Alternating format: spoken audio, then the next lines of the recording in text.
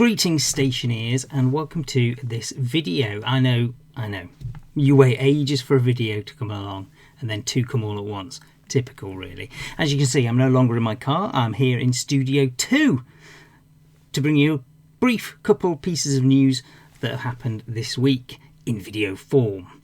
So the first thing that happened this week is that Peter Gabriel has announced he is going to be launching a subscription service on Bandcamp, so you can pay £3 or more a month and that will give you access to all of Peter's upcoming releases on the full moons for the new album, plus it also gives you a few bonus things. So if you haven't already bought Panopticon for £3 you can get that, and also at the moment there is an Earth Day version of Shock the Monkey, which if you are one of our Patreon subscribers you will already be aware of, because I did a short review of that for a jukebox episode, which I'm going to make free for everybody for a week, which means January the 20th 2023 it will go back to being patrons only. So if you get onto our Patreon page you can listen to that for free.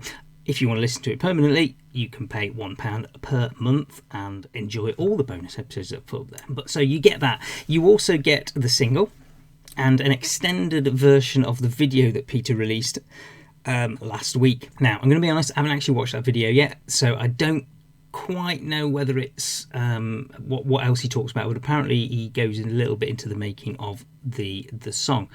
You also get 3 seemingly random live releases from the Back to Front tour, which was 2014-2013. The reason I say seemingly random is because the ones you get, which I'm just going to look at my computer screen now, so you get Munich in Germany on the 30th of the 4th 2014, Paris, France on the 15th of the 10th 2013, and London UK on the 3rd of the 12th 2014. Now I think there might be a bit more of a reason why these are. I don't think they're quite as random as we might think.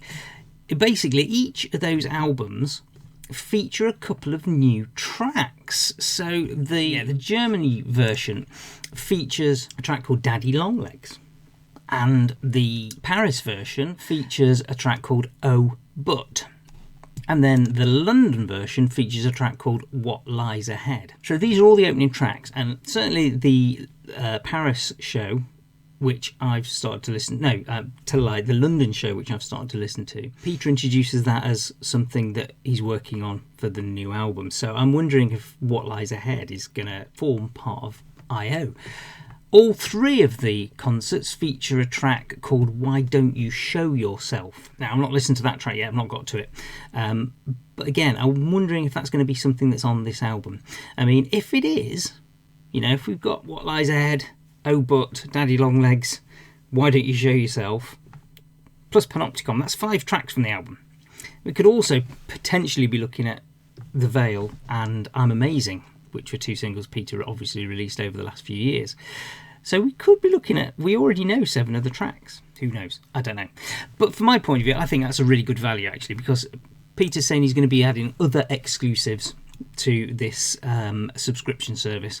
And for £3 a month, it's the price of a coffee. Even if you only do it once for 1 month, you at least get those 3 live albums and the Shock the Monkey version, which you can download to your computer for free. Once you've paid for it, you can pay for it once, get those 3 things, you're done. There you go. So yeah, so that's the Full Moon Club revived on Bandcamp. Highly recommend Bandcamp, by the way. It's one of my favourite platforms for buying music. I wish more artists were on Bandcamp, to be honest. A second bit of news is, you probably have read that there's going to be a BBC Broadcasts box set coming from Genesis very soon. March the 3rd, I believe it's released. And that's going to be in 2 formats. It's going to be a 3-disc vinyl box set, which features 24 tracks, and a 5 CD box set, which features 53 tracks. So it's up on Burning Shed at the moment. It's probably elsewhere as well. Burning Shed again, another good online retailer.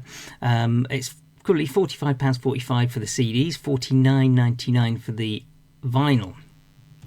Now this has apparently been curated by Tony Banks and Nick Davis, and it features quite a lot of stuff that's never been released. starting off with, it's got a lot of tracks, especially Pete Gabriel tracks that were on archive releases, well, the first archive release at least. But a lot of this stuff has not been officially available anywhere. However, as Genesis fans, you've probably got a lot of bootlegs, and a lot of this stuff is not new to you if you've been listening to bootlegs. It's obviously all BBC radio broadcasts, so you've got the obvious stuff in there. You've got Wembley 87, you've got Nebworth 92, but they're not complete gigs, which is another slight sticking point for me. Don't get me wrong, I'm going to buy this box set. I'm going to pre-order it as soon as I get paid. But it is, on the one hand, it's disappointing. On the other hand, I'm really pleased that this sort of stuff's coming out, because if this sells enough, it's probably going to give them the impetus to then do more.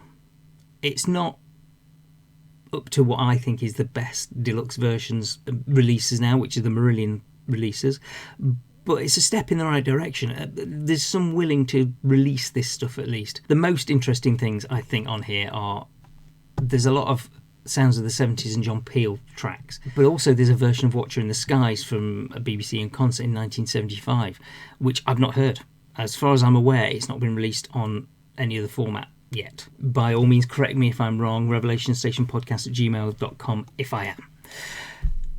Then you've got Nebworth 78, you've got several tracks from that, and then you've got the Lyceum from 1980, and that's Sheffield, I believe.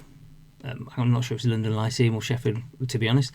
And then you've got Wembley 87, and then you've got some Nebworth 92. Most interesting, again, to me, of the later stuff is there's 2 tracks from the NEC in 1998, Ray Wilson. And obviously there haven't been any official Ray Wilson live albums released. So I'm kind of looking forward to those, even though, as you may know, fan of the podcast, we're not really big. It didn't really grab us that much, that Cornwall Stations, but Ray Wilson was perfectly fine, so I'm interested to hear that. It does cover a lot of ground though from a recent release which was called Watcher of the Skies, which is an unofficial CD with an awful cover. 2 CDs that covers a lot of the Sounds of the 70s stuff, and some of that stuff is then replicated, I think, from what I can tell, on this BBC Broadcasts release. However, Watch of the Skies is probably worth getting because it's got 4 tracks from 1972, March 1972, from Belgian TV. So if you can ignore how awful the cover is, that's potentially worth getting as well. So, like I say, 5 CDs with 53 tracks, 3 vinyl discs with 23 tracks, I believe it is. Yeah, 24 tracks, sorry. Both of them come with booklet, which has got extensive sleeve notes by respected music writer Michael Hann, who I'm not aware of, but I'm sure if he's respected, he's respected. And hopefully some nice pictures as well. But yeah, that's it. So those 2 things been announced this week.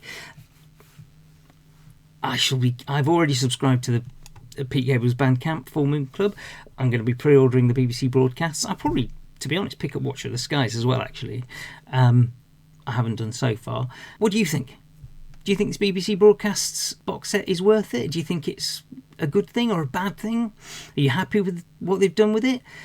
Like I say, I'd have preferred 3 or 4 actual full live gigs than bits and bobs. And the other thing that bugs me is that they're split across, once you get past the Peter Gabriel disc, they're split across several CDs. So the whole of the Lyceum gig is across 2 CDs, but with bits of the other gig at the start, and then the Wembley gig cutting at the end. Let me know what you think. revelationstationpodcast@gmail.com. You find me on Patreon, and you can also find us on buymeacoffee.com should you want to donate the price of a coffee. Just search for the Revelation Station. Will I do another video next week? Who knows? Let's see what's announced. I'm planning on doing one once another Peter Gabriel track is released, but we shall see. Will I be in my car? Will I be in the garage? Will I be in this room? Who knows? Join me then. Take care, everybody. Bye.